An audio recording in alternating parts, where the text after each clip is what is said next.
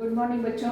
आज मैं लेसन 8 चिड़िया की बच्ची आपको पढ़ाने जा रही हूँ। इसके लेखक जैनेन्द्र कुमार जी हैं। नए शब्द हैं व्यसन, आन, फुदकना, रकाबी, सटकना, मसनद, घटा, गलीचा, श्याम।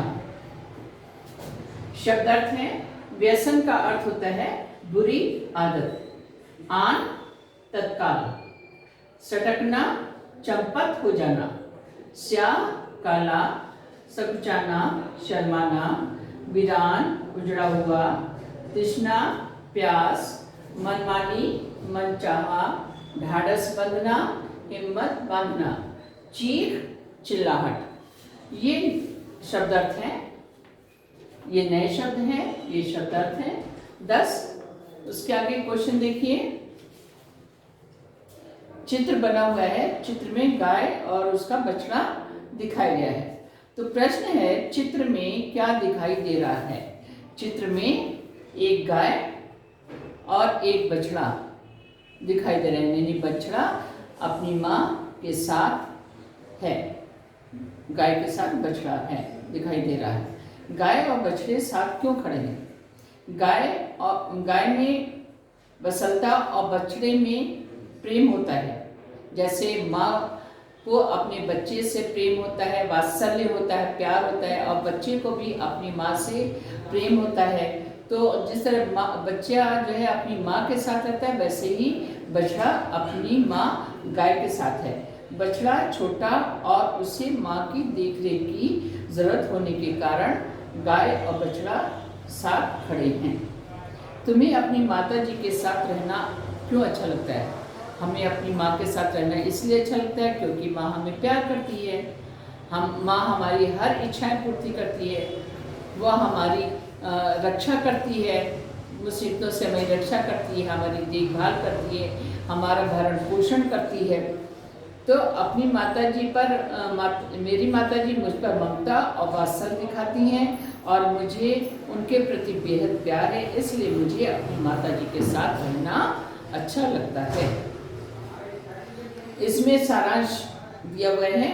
एक सेठ था जो बहुत ही रिच था, बहुत ही धनी था। उसके बगीचे में गुलाब की डाली पर चिड़िया की बच्ची आन बैठी, यानी एक चिड़िया की बच्ची जो है उसके बगीचे में लगे हुए गुलाब के फूल की एक टहनी पर आकर बैठी। वह बहुत ही सुंदर है। कौन? चिड़िया की बच्ची मनमोहक है। सेठ उसे अपने यहाँ पालना चाहता है, बहुत लालच देता है, आखिर उसे बंदी तक बनाना चाहता है।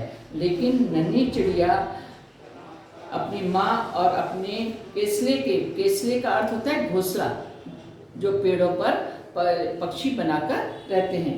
तो नन्ही चिड़िया को अपनी माँ से और अपने केसले के प्रति अपार प्रेम और ममत्व साथ सूझबूझ के कारण सेठ के चंगुल से बचाती हैं। उसे अपनी माँ के साथ, चिड़िया के साथ बहुत प्रेम है और अपने घोंसले से प्रेम है। सेठ उसको लालच देकर अपने चंगुल में फंसाना चाहता है, लेकिन चिड़िया का बच्चा, ये नन्हक जो है, चिड़िया की बच्ची जो है, वो उसके चंगुल से बच जाती है। वह एक सांस में, यानी हाफती हुई माँ की गोद में गिरकर सुबकने लगती, सिसकने लगती, रोने लगती है और उसकी छाती में छिपकर सो जाती है। अब सुनिए, बोलिए। इस कहानी में कोई और शीर्षक देना हो, जैसे इसमें दिया है चिड़िया की बच्ची। इसके अलावा अगर आपको कोई शीर्षक देना चाहते हैं तो आप क्या देना चाहेंगे और क्यों? इसमें पंछी की बच्ची, इस कहानी को कोई और शीर्षक देना हो तो मैं पंछी की बच्ची, पंछी यानी चिड़िया, पंछी की बच्ची देना चाहता हूँ। पंछी शब्द भी वर्तमान हिंदी शब्द पक्षी का प्राचीन रूप है। इसके साथ इसको भी जोड़ा सर। इसके अलावा पक्षी की बच्ची शीर्षक में लय, ताल, अत्यानुप्रास और प्रवाह में होने के कारण आकर्षक है, इसलिए मैं तो पंछी की बच्ची शीर्षक देना चाहता हूँ। दूसरा शीर्षक क्या है? नन्ही चिड़िया। इसके अलावा पंछी की बच्ची के अलावा अगर देना हो तो मैं नन्ही चिड़िया, जब एक चिड़िया है और उसके बच्चे को क्या कहते हैं? नन्ही चिड़िया। मैं इसे नन्ही चिड़िया शीर्षक देना चाहूँगा। क्योंकि यह शीर्षक छोटा है, बहुत आसानी से बोला जा सकता है, सरल है। शीर्षक बहुत छोटा है, उच्चारण में आसान है, संगीतासक है और सुनने में सुखकर है। फिर अगर इसकी इन दोनों के अलावा अगर मुझे कोई शीर्षक देना हो तो मैं शावक का अर्थ होता है बच्चा, चाहे जिसका भी उसको शावक कहते हैं, तो मैं इसे शावक देना चाहूँगा, क्योंकि यह शीर्षक भी बहुत छोटा है, एक शब्द में है और इसका अर्थ पशु या पक्षी का बच्चा है। पाठ के आरंभिक चित्र पशु का बच्चा है। इससे पाठ में उत्सुकता पैदा होती है कि कहानी पशु की बच्ची की है या पक्षी की बच्ची की है। अब इसी तरह सेकंड क्वेश्चन है, माँ मेरी बात देखती होगी। नन्ही चिड़िया बार बार इसी बात को कहती है। आप अपने अनुभव के आधार पर बताइए कि हमारी जिंदगी में माँ का क्या महत्व है। सभी, चाहे जीव जंतु मानव कोई भी हो, सब के जीवन में माँ का बहुत अधिक महत्व होता है, क्योंकि माँ बच्चों से प्रेम करती है, करना, उसके अंदर प्रेम, करना, दया, हाँ, आदि भाव से भरी होती है। वो उसका स्थान संसार के सबसे ऊंचा होता है। माँ का स्थान स्वर्ग के समान माना गया है। और इसमें जो है किसी कवि ने भी कहा है, जननी जन्मभूमिश्च स्वर्गादपि गृहस्थी सूक्ति भी कहती है कि माता और मातृभूमि स्वर्ग से बढ़कर होते हैं। इसलिए चिड़िया की बच्ची भी स्वर्ग रूपी स्वर्ण पिंजरे को ठुकराकर अपनी माँ और घास फूस से बने हुए घोंसले के पास चली आती है। चिड़ियाघर के जीव जंतुओं के बारे में अपने विचार रखें। जिस तरह मनुष्य स्वतंत्र रहना चाहता है, उसे बिल्कुल भी पसंद नहीं कि कोई उसकी आज़ादी में दखल दे, बाधा डाले, तो उसी तरह पशु पक्षी भी चाहते हैं कि हम स्वच्छंद प्राणी हैं। हमें ईश्वर ने ऐसे बनाया, हम स्वच्छंद वातावरण में विचरण करते रहे, दूर तक जहाँ तक हम चाहे हम उड़ते रहें। तो तरह तरह के पशु पक्षी साधारणतः जंगलों में रहते हैं, वे स्वेच्छा से जीते हैं, हाँ, लेकिन मानव के स्वार्थपरता यानी स्वार्थ के कारण मानव ने उसे चिड़ियाघर में बंदी बना दिया है, हाँ, और लोग अपने मनोरंजन के लिए चिड़ियाघर में जाते हैं और उन पक्षियों को देख करके, जानवरों को देख करके अपना मन प्रसन्न करते हैं। उस चिड़ियाघर में जाने के लिए यद्यपि उन्हें किराया देना पड़ता है, टिकट लेना पड़ता है, लेकिन इससे पक्षी लोग खुश नहीं होते, क्योंकि उन्हें स्वतंत्रता प्यारी होती है। हम उनको देखकर अपना मन बहलाते हैं, उनकी स्वेच्छा का हरण करते हैं, उनको बंदी बनाकर उसकी सहजता और जाति को नष्ट करते हैं। कुछ, हाँ, तो इससे हमें यह मिलता है कि शिक्षा मिलती है कि हमें पशु पक्षी, जिस तरह हम स्वतंत्र रहना चाहते हैं, वैसे ही पशु पक्षी भी स्वेच्छा से जीने का उनका भी अधिकार है। वे स्वतंत्र वातावरण में स्वतंत्र रहकर विचरण करना चाहते हैं, उनकी स्वेच्छा का हरण करने का हमें कोई भी अधिकार नहीं है। अब देखिए, पढ़िए में क्वेश्चन है, आपको इसमें क्वेश्चन लिखना है। देखिए, पहले इस पाठ में आप ये लिखेंगे, नए शब्द लिखेंगे, शब्दार्थ लिखेंगे और उसके बाद सारांश लिखेंगे। सारांश लिखने के बाद आप पढ़िए में 1 2 3 4 क्वेश्चन है और लिखिए में 2 क्वेश्चन है। तो आप लिखिएगा सेकंड और थर्ड क्वेश्चन का आंसर लिखिएगा।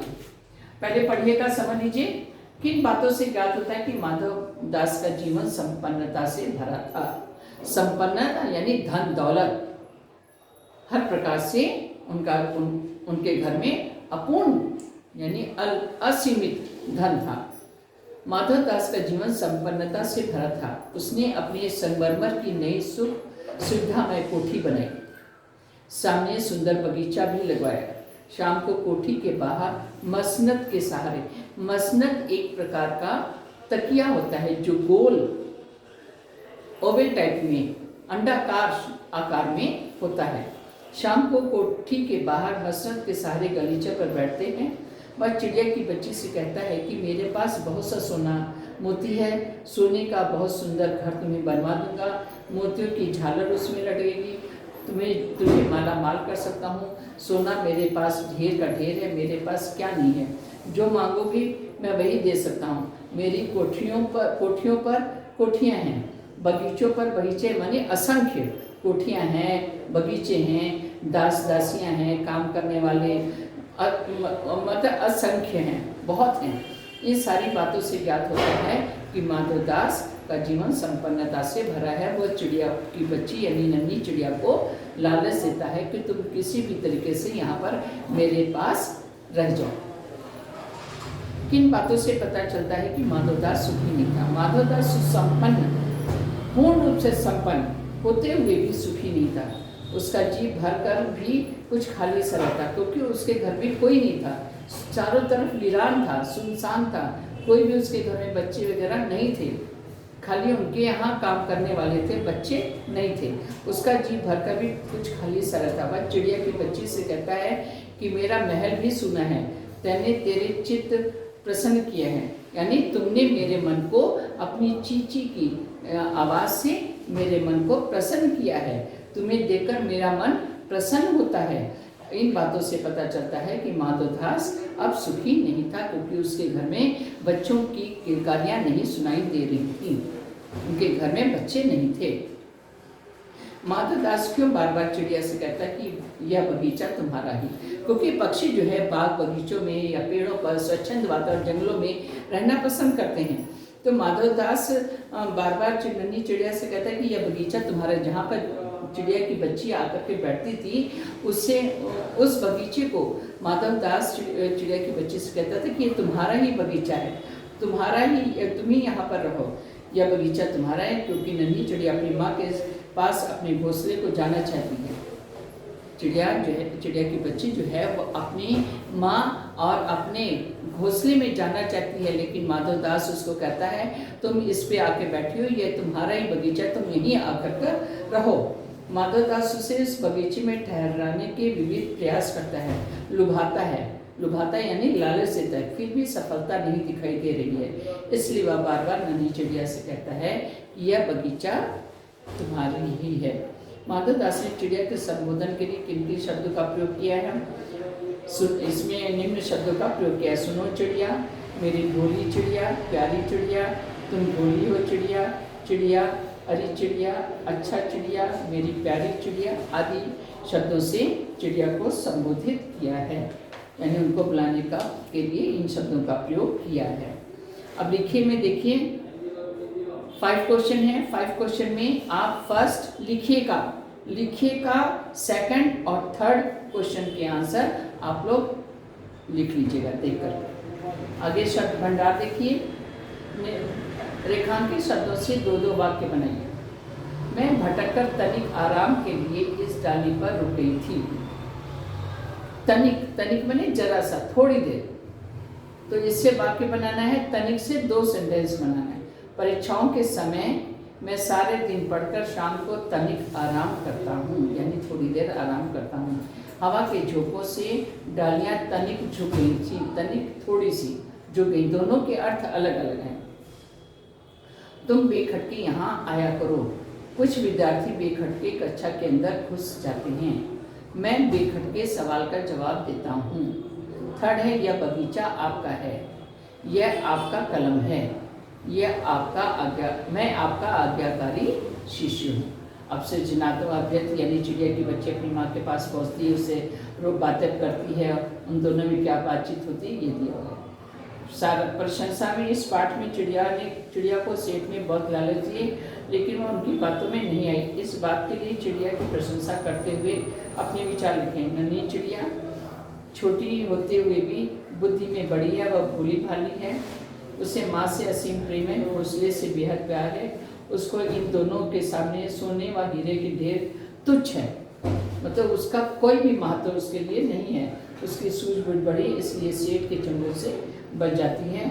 वह सचमुच हमारे जैसे बाल बच्चों का आदर्श है, यानी हमें भी ऐसी परिस्थिति अगर आती है तो हमें भी अपनी बुद्धि से सोच समझ कर ही निर्णय लेना चाहिए। हमें किसी की बातों पर नहीं आना चाहिए, किसी बातों पर नहीं आना चाहिए, ना ही किसी पर भरोसा करना चाहिए। बस सदा सराहनीय है।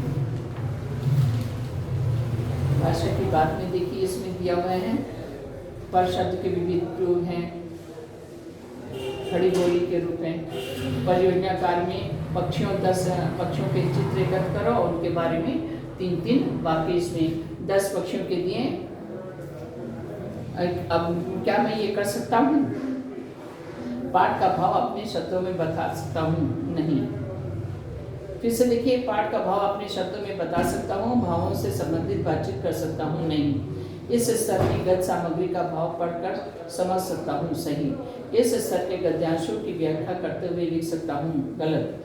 पाठ के शब्दों को अपनी बातचीत में प्रयोग कर सकता हूँ? गलत। पाठ के आधार पर संवाद लिख सकता हूँ? गलत। इस अतिरिक्त प्रश्न में है, इस कहानी के कहानीकार कौन है? जैनेंद्र।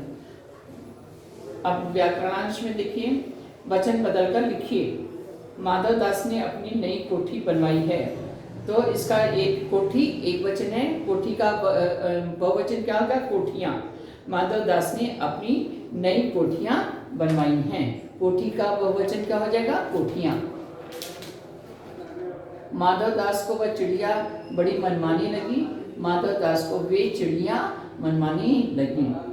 लिंग बदलकर वाक्य फिर से लिखिए।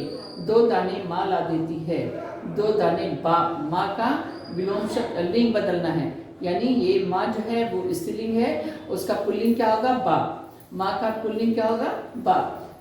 2 दाने बाप ला देता है। माँ मेरी बाट देखती रहती है, माँ का पुल्लिंग क्या होगा? बाप। बाप मेरी बाट देखता रहता है। सेठ तुझसे बात कर रहा है, सेठ का स्त्रीलिंग क्या होगा? सेठानी। सेठानी तुझसे बात कर रही है। विलोम शब्द, गिनती अगिनती, उजाला अंधेरा, प्रसन्न अप्रसन्न, कठोर सरल, खुशबू बदबू। नीचे अर्थ लिखकर वाक्य प्रयोग कीजिए। मैं अर्थ बता दे रही हूँ, वाक्य प्रयोग कर लीजिएगा आप लोग। जी भरना, तृप्त होना। किस्मत खुलना या भाग खुलने का अर्थ क्या होगा? भाग्य अच्छा होना। ढाढ़स बांधना, हिम्मत बांधना। ये मैंने भावार्थ अर्थ बता दिया है, आप लोग सब वाक्य बना लीजिएगा। संधि विच्छेद, जैनेन्द्र, जैन प्लस इंद्र, पराधीन, पर प्लस अधीन। उपसर्ग पहचानिए। अभिरुचि में अभि, असावधान में अ, अनजान में अन, अनगिनती में अन, प्रशंसा में प्र, विचित्र में वि, अप्रसन्न में अ, अनसमझ में अन, प्रफुल्लित में प्र, खुशबू में खुश। प्रत्यय पहचानिए। स्वच्छंदता संपन्नता में ता प्रत्यय, प्रफुल्लित में इत प्रत्यय। ये मैंने आपको समझा दिया। अब इसी से संबंधित ये अभ्यास कार्य है, प्रश्नों के उत्तर हैं। इसको देखकर आप पेज 69 तक कंप्लीट कर लीजिएगा। धन्यवाद।